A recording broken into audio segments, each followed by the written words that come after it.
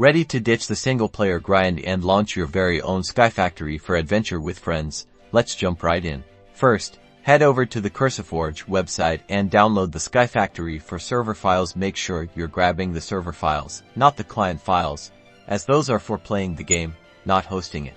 Once downloaded, create a new folder on your computer. Name it something like SkyFactory for server and extract all the contents of the downloaded zip file into this folder. Keep this folder easily accessible, as you will need to refer to it later.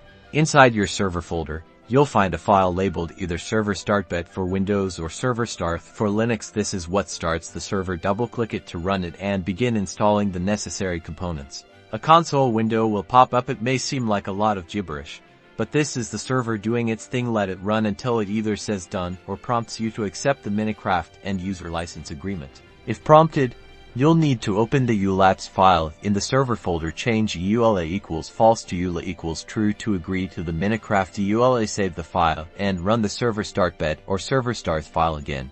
Once the server is fully started, you will see a message in the console indicating that it is ready. Now it's time to configure the server settings. Open the server properties file with the text editor. Here, you can customize things like the server name, the maximum number of players, the game mode, and other settings to tailor the experience to your liking. Pay close attention to the server port setting. If you want to use a specific port for your server, be sure to save the file after making any changes. To allow your friends to connect, you'll need to set up port forwarding on your router. This process varies depending on your router model, but you'll need to forward the port specified in your server properties.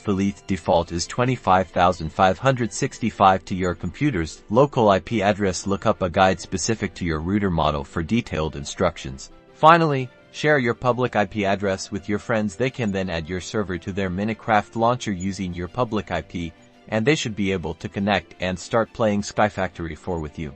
That's it, you've successfully set up your own SkyFactory 4 server. Now get out there, build your sky bases, and have some fun with your friends.